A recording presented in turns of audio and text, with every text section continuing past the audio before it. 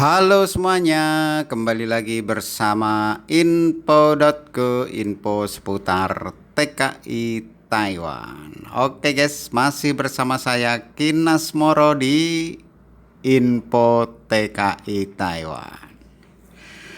Oke, gimana nih kabar teman-teman semuanya? Mudah-mudahan dalam keadaan sehat walafiat dan tentunya selalu bahagia guys. Soalnya eh apa tuh namanya? Yang bikin sehat itu sebenarnya bahagia. Nah, jadi buat teman-teman semuanya ya, usahakan selalu bahagia. Apapun keadaannya itu sempatkan selalu bahagia, guys. Ini petuah dari mbah saya dulu, bilangnya begini. Le itu, kalau main kan le atau lele, nek uripmu pengen sehat kuwi senengo terus. Nah, gitu. Jadi kalau ditranslate ke bahasa Indonesia, kalau hidup itu mau sehat ya selalu bahagia gitu, guys. Soalnya kadar bahagia jangan salah ya, kadar bahagia setiap orang masing-masing. Jadi usahakan selalu bahagia, guys. Oke, di kesempatan kali ini saya akan sedikit membahas, guys. Tapi kali ini saya tidak membahas job dulu ya guys. Soalnya nggak ada info yang masuk nih tentang dunia job kerja. Tapi oke lah, sebagai gantinya saya akan membahas tentang apa namanya ya, TKI Taiwan kok betah di Taiwan dan kenapa Taiwan masih menjadi tujuan buat para calon tenaga kerja. Oke. Seperti yang terlihat di video guys ya, ini adalah di eh, depan piramid Taichung. Nah, depan piramid Taichung guys, ini kan ada sungai, terus ada apa tuh namanya ya? Ya sungai lah. Jadi di Taichung ini adalah salah satu tempat titik kumpul teman-teman kita TKI yang ada di Taiwan, khususnya di daerah tengah guys. Ya, seperti yang terlihat di video itu kan banyak sekali itu, banyak ya teman-teman kita para TKI, PMI Taiwan baik laki-laki maupun perempuan kan ada tuh pada nyantai di situ. Jadi di Taichung itu kan posisinya di tengah kotanya. Jadi misalkan yang dari Changhua itu dekat, dari Ciayi juga dekat, yang dari Miaoli turun juga dekat, yang dari Fongyen, dari Cunan itu misalkan turun kan juga dekat. Jadi memang Taichung ini menjadi salah satu titik kumpulnya teman-teman kita para PMI.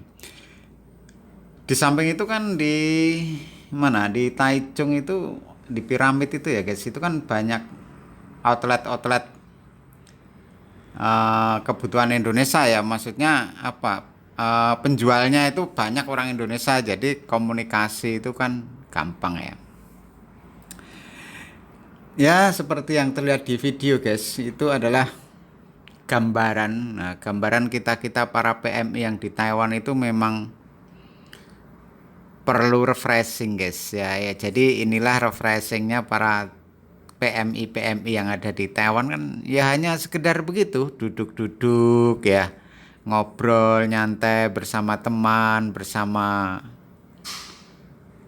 eh, ya semuanya teman-teman semuanya. Jadi bisa menghilangkan penat guys. Setelah misalkan kalau yang kerja formal, misalkan yang liburnya hanya hari Minggu, lah itu bisa buat refreshing. Dan buat mbak-mbaknya yang di sektor informal mungkin liburnya sebulan sekali itu bisa kumpul dan bersama teman-temannya. Oke guys, kali ini tak lanjut pembahasan masalah kenapa ya? Kenapa kok Taiwan itu masih menjadi primadona buat calon TKI ya? Jadi mungkin alasannya begini guys, alasannya ya. Alasannya itu mungkin ke Taiwan itu memang sebenarnya syaratnya mudah. Dalam segi syarat loh ya, dalam segi syarat misalkan yang job formal kan nggak harus bisa bahasa, nggak harus bisa bahasa, tapi sebenarnya ya belajar bahasa itu penting, maksudnya biar menunjang di apa tentang pekerjaan kita sehari-hari. Kalau tahu bahasa kan enak ya komunikasi sama orang Taiwan. Terus syarat-syarat yang lain itu masalah kayak ijazah kan. Ijazah kan nggak begitu di apa namanya ya, dipatok ya harus ijazah SMA atau SMP begitu kan nggak. Masalah ijazah kan sudah saya bahas di video sebelumnya ya. Buat teman-teman yang belum melihat silahkan ditonton. Di beberapa job itu kan ijazah SD juga bisa guys. Di beberapa job loh ya, di beberapa job. Nggak semua job mungkin, tapi ada lah yang hanya butuh ijazah SD juga bisa. Kan begitu. Terus kemudian yang selanjutnya itu sebenarnya ke Taiwan itu juga no pengalaman. Ibaratnya tidak harus punya pengalaman itu sebenarnya juga bisa. Nah, misalkan waktu pengisian formulir itu kan pengalaman apa, itu kan diisi apalah, misalkan pengalaman pernah kerja di sini ya, itu sebenarnya formalitas doang setahu saya loh ya, formalitas saja. Jadi misalkan orang PT tanya pengalamannya apa mas, aduh saya nggak punya pengalaman misalkan begitu, udah tulislah pengalaman apa gitu, jangan dikosongin lah, biasanya begitu. Jadi memang syarat-syaratnya itu sebenarnya sangat mudah ya, makanya kan banyak teman-teman kita yang pengen bekerja dan menjadi TKI di Taiwan. Tapi kan ada tapinya ya. Di balik kemudahan itu semua, guys, Taiwan ini memang memerlukan biaya yang luar biasa kalau sekarang. Kalau sekarang loh ya, di balik kemudahan dari segi proses memang saya akui mudah ya. Saya sendiri mengalami mudah dulu. Tapi dari segi biaya nggak bisa disangkal loh. Sekarang itu ya, sekarang itu di beberapa video teman-teman TKI yang pernah saya dokumentasikan itu kan kisaran antara 80 sampai di atas 100 globalnya, maksudnya globalnya. Bayar di Indo misalkan 80, terus nanti potongan di sini berapa lah, itu globalnya ada yang sampai 100 lebih guys. Lah itulah terberatnya, tantangan terberatnya kan itu masalah biaya kalau ke Taiwan ya, terus terang. Tapi kalau masalah seperti yang pernah saya sebutkan tadi, masalah syarat-syarat lainnya itu mudah. Beda sama ke negara-negara lain itu kan misalkan syaratnya harus bisa bahasa, syaratnya harus punya skill, syaratnya harus ini. Kalau ke Taiwan itu enggak. Yang penting sehat dan ada biaya, itu aja udah memenuhi syarat gitu ya. Ya di samping batasan umur ya, di samping batasan umur maksudnya yang standar pasti bisa. Gitu guys, alasannya tuh begitu. Makanya teman-teman yang pengen berangkat ke Taiwan itu masih banyak ya. Nah itulah kemudian di Taiwan. Terus kalau udah nyampe di sini ya, kalau udah sampai di Taiwan itu kan asalkan kita tidak melanggar hukum Taiwan ataupun kita sehat-sehat saja, itu kan semau kita mau berapa tahun juga masih bisa di Taiwan. Ya batasannya 12 tahun kalau TKI ya, 12 tahun. Tapi kan setelah 12 tahun misalkan masih pengen di Taiwan kan masih bisa nanti ngurus-ngurus itu. APRC lah, nanti PPTM lah, itu kan bisa. Nah, itu adalah salah satu kelebihannya, guys. Soalnya apa? Di Taiwan itu memang butuh tenaga kerja, guys. Butuh pekerja dari luar negara. Soalnya orang Taiwannya kan sedikit ya. Jadi gitu ya, kenapa Taiwan masih menjadi primadona itu ya alasannya kurang lebih begitu, guys. Terus saya akan bahas yang selanjutnya itu kenapa para TKI setelah di Taiwan kok betah. Nah, ada beberapa pertanyaan dari teman-teman ya. Itu lagi itu komennya, kenapa yang udah di Taiwan kok betah nggak mau pulang begitu. Oke, saya jelaskan sedikit ya guys ya. Saya jelaskan sedikit setahu saya ya. Namanya kita di negara orang. Taiwan kan negara orang ya. Itu sebenarnya betah itu ada dua alasan. Kalau menurut saya loh ya. Yang pertama betah karena butuh. Nah, betah karena butuh. Yang kedua, betah karena merasa sudah nyaman. Nah, tapi faktor yang utama itu biasanya betah karena butuh, guys. Jadi gini ya. Misalkan yo kayak saya aja lah, nggak usah contohnya, nggak usah orang lain ya. Kalau kayak saya begini, misalkan kerja di Indonesia, kita mau usaha juga nggak ada usaha ya, maksudnya usaha sektor swasta apa itu kan nggak ada usaha. Jadi ibaratnya kalau misalkan kerja seperti saya, dalam sebulan hitungan gaji seperti pendapatan di Taiwan kan mustahil, guys. Mustahil ya, nggak mungkin lah, saya mengukur sendiri nggak mungkin. Terus kebutuhan semakin hari itu di Indonesia kan semakin meningkat.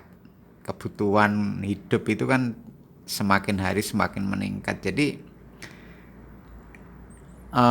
faktor utama di Taiwan betah itu ya karena butuh, yang jelas karena kebutuhan. Yang punya anak, misalkan anaknya masih sekolah, masih kuliah, kan begitu, itu kan perlu biaya yang tidak sedikit. Apa yang ke Taiwan itu rencananya pengen beli tanah, terus bikin rumah. Nah itu kalau belum kesampaian kan ya pasti masih di Taiwan. Apa ke Taiwan itu pengen menyekolahkan adiknya, mengangkat derajat orang tuanya lah, misalkan belum kesampaian kan masih tetap di Taiwan. Nah itu adalah alasannya kenapa masih para teman-teman kita yaitu masih betah di Taiwan, itu alasannya ya karena butuh, guys. Nggak ada namanya, saya kasih tahu buat teman-teman semuanya ya, seenak-enaknya di negara orang itu sebenarnya masih enak di negara sendiri. Dengan catatan kita punya usaha dan punya modal. Hitungannya begitu. Banyak teman-teman kita itu pasti niatnya ke Taiwan itu mencari modal. Kalau modal udah cukup, bisa buat modal, ya pengen usaha di Indonesia. Siapa yang mau disuruh-suruh terus ya kan? Namanya di Taiwan, kita kerja ngikut orang itu kan pasti disuruh, nggak mungkin nggak disuruh. Entah itu yang sektor formal atau informal, pasti ya namanya kita buruh ya pasti harus nuruti perintah dari yang bayar kita atau gaji kita. Jadi faktor utama itu yang jelas betah karena butuh, guys. Kalau yang kedua, misalkan betah karena nyaman, itu ya memang bisa betah karena nyaman, itu memang menjadi faktor juga. Tapi faktor yang dominan itu adalah yang betah karena kebutuhan itu. Kalau misalkan kebutuhan juga udah oke, maksudnya kebutuhan udah nggak begitu banyak, terus udah punya modal, punya usaha, yo teman-teman kita pasti udah pulang ke Indonesia. Jadi nggak bakalan di Taiwan sampai sampai tua di Taiwan kan, ya nggak mungkin ya. Semua kan ada waktunya. Jadi semua itu ada waktunya. Jadi gitu ya teman-teman ya. Ini hanya mengulas sedikit kenapa para teman-teman TKI itu betah di Taiwan itu ya begitu.